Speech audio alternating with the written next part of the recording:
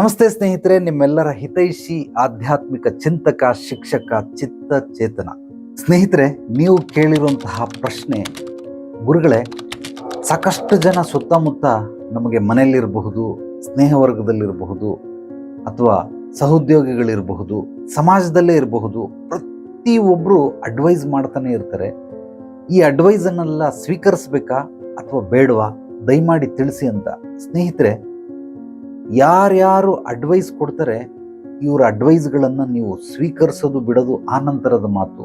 ಮೊದಲು ಅದನ್ನು ಮನನ ಮಾಡಿ, ತಕ್ಕಡಿಗಾಕಿ ತೂಗಿ, ಜ್ಞಾನ ಬುದ್ಧಿಯಿಂದ, ನಿಮ್ಮಲ್ಲಿ ಇರುವಂತಹ ಜ್ಞಾನ ಬುದ್ಧಿಯಿಂದ ಆ ತಕ್ಕಡಿಯಲ್ಲಿ ತೂಕ ಮಾಡಿ ಅವರು ಕೊಡುವಂತಹ ಸಲಹೆ ನಿಮಗೆ ಉಪಯೋಗಕ್ಕೆ ಬರುತ್ತಾ ಇಲ್ವಾ, ಎರಡೇ ಮೂಲವಾಗಿ. ಅದರಲ್ಲಿ ಲಾಭ ನಷ್ಟ ಅದೆಲ್ಲ ಬಿಟ್ಬಿಡಿ, ಅದೆಲ್ಲ ಬೇಕಾಗಿಲ್ಲ. ನಿಮಗೆ ಉಪಯೋಗಕ್ಕೆ ಬರುತ್ತಾ ಬಿಡುತ್ತಾ, ಹೇಗೆ ಉಪಯೋಗಿಸ್ಕೊಳ್ಬೇಕು, ಉಪಯೋಗ ಬರೆಸ್ಕೊಳ್ಳೋದು ಹೇಗೆ ಅಂತಂದರೆ, ಅವರು ನೀಡುವಂತಹ ಸಲಹೆಯಿಂದ ನೀವು ಉನ್ನತಿ ಗಳಿಸಬಹುದು ಅಥವಾ ಅವನತಿಗೆ ಇಳಿಬಹುದು.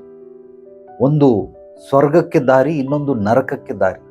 ಒಂದು ಲಾಭವನ್ನು ತಂದುಕೊಡುತ್ತೆ, ಇನ್ನೊಂದು ನಷ್ಟವನ್ನು ತಂದುಕೊಡುತ್ತೆ. ಒಂದು ಉತ್ಸಾಹಿಯಾಗಿರುತ್ತೆ, ಇನ್ನೊಂದು ನಿರುತ್ಸಾಹಿಯಾಗಿರುತ್ತೆ. ಈ ಸಲಹೆ ಸೂಚನೆಗಳನ್ನು ಮೊದಲು ಒಳಗಡೆ ಬಿಟ್ಕೊಳ್ಬೇಡಿ, ತಕ್ಕಡಿಲಿ ತೂಕ ಮಾಡಿ ನಿಮಗೆ ಅವಶ್ಯಕತೆ ಇದ್ದರೆ, ಅಂದರೆ ಉಪಯೋಗಕ್ಕೆ ಬರಂಗಿದ್ರೆ ಆ ಎಲ್ಲ ಸಲಹೆಗಳನ್ನು ನೀವು ತಗೊಳ್ಬಹುದು. ನೀವು ಈ ಸಲಹೆ ಸ್ವೀಕರಿಸೋದಕ್ಕಿಂತ ಮುಂಚಿತವಾಗಿ ಒಂದು ಪುಸ್ತಕದಲ್ಲಿ ಬರ್ಕೊಳ್ಳಿ, ಯಾರ್ಯಾರು ಏನೇನು ಹೇಳೋದು. ಇವತ್ತು ಒಂದು ದಿವಸ ಸಾಕಷ್ಟು ಜನ ಭೇಟಿ ಮಾಡ್ತಾರೆ, ಅವರೆಲ್ಲ ನಿಮಗೆ ಸಲಹೆಯನ್ನು ಕೊಟ್ರ, ಸೂಚನೆಯನ್ನು ಕೊಟ್ರ, ಅಥವಾ ಈ ರೀತಿ ಮಾಡಬೇಕಿತ್ತು ಅಂತ ಏನಾದರೂ ಹೇಳಿದ್ರ, ಅದನ್ನೆಲ್ಲವನ್ನು ನೋಟ್ ಮಾಡ್ಕೊಳ್ಳಿ. ದಿ ಬೆಸ್ಟ್ ಅನ್ನೋದು ಅದರಲ್ಲಿ ಸಿಗುತ್ತೆ ಖಂಡಿತವಾಗ್ಲೂ. ಅದನ್ನು ರೈಟ್ ಮಾರ್ಕ್ ಮಾಡ್ಕೊಳ್ಳಿ. ಯಾರ ಹತ್ರನೂ ವಾದ ಮಾಡೋಕ್ಕೆ ಇಳಿಬೇಡಿ. ನಿಮ್ಮ ಎನರ್ಜಿ, ಪವರ್ ಎರಡೂ ಕೂಡ ಖರ್ಚಾಗುತ್ತೆ, ಜೊತೆಗೆ ಹೆಲ್ತ್ ಕೂಡ ಅಪ್ಸೆಟ್ ಆಗುತ್ತೆ. ಮೂಲವಾಗಿ ಮೈಂಡ್ ಹೆಲ್ತ್ ಅಪ್ಸೆಟ್ ಆಗುತ್ತೆ.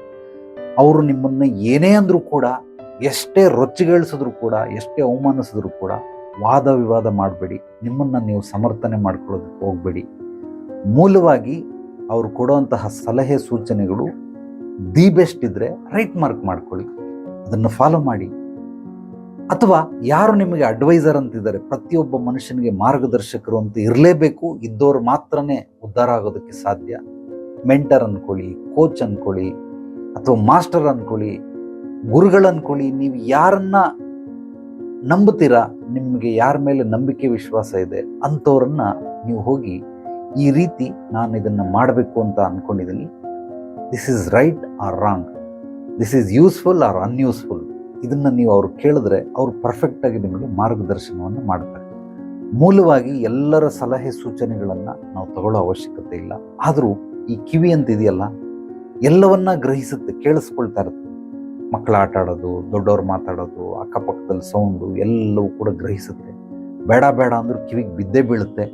ನೀವು ಹಂಗೆ ಬೀಳಬಾರ್ದು ಅಂದರೆ ಹಿಂಗೆ ಕಿವಿ ಮುಚ್ಕೊಂಡಿರ್ಬೇಕಾಗುತ್ತೆ. ಯಾವಾಗಲೂ ಹಂಗೆ ಇಟ್ಕೊಳ್ಳೋದಕ್ಕಾಗೋದಿಲ್ಲ. ಕೆಲವರು ಇಯರ್ಫೋನ್ ಹಾಕ್ಕೊಳ್ತಾರೆ.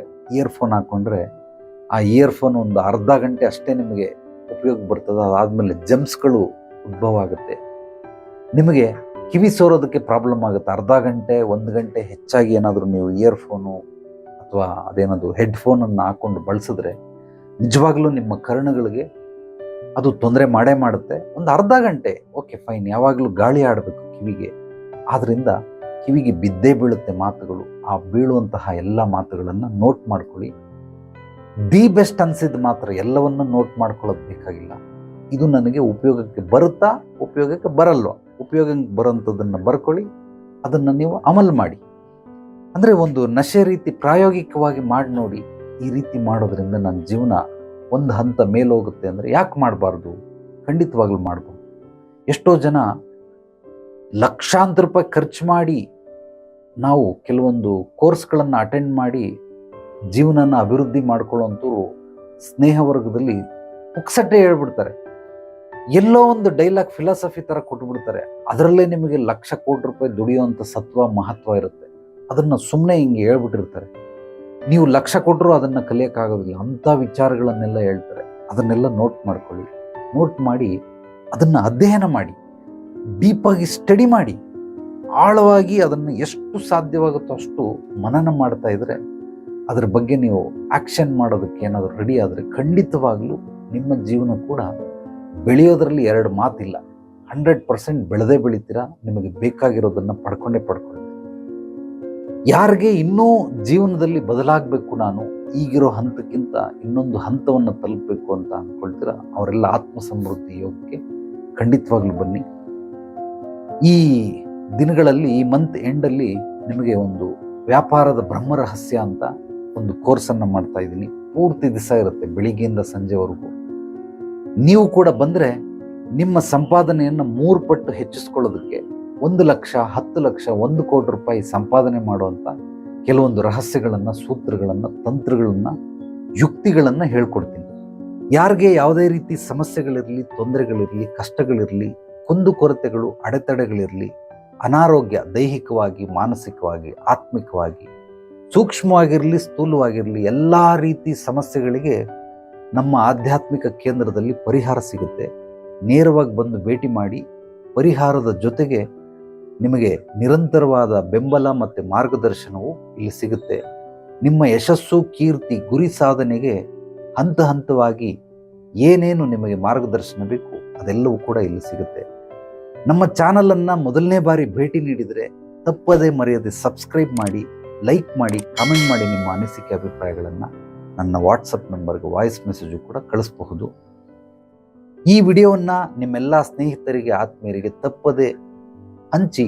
ಜ್ಞಾನ ಹಂಚೋದರಿಂದ ಬೆಳೆಯುತ್ತೆ. ಅತ್ಯದ್ಭುತವಾದ ಸತ್ವಭರಿತ ವಿಚಾರಗಳನ್ನು ದಿನನಿತ್ಯ ಸಂಜೆ 7 ಗಂಟೆಗೆ ಯೂಟ್ಯೂಬ್, ಫೇಸ್ಬುಕ್, ಇನ್ಸ್ಟಾಗ್ರಾಮ್ ಮತ್ತು ಟ್ವಿಟರ್ ಎಲ್ಲದರಲ್ಲೂ ಕೂಡ ನೀವು ನೋಡಬಹುದು.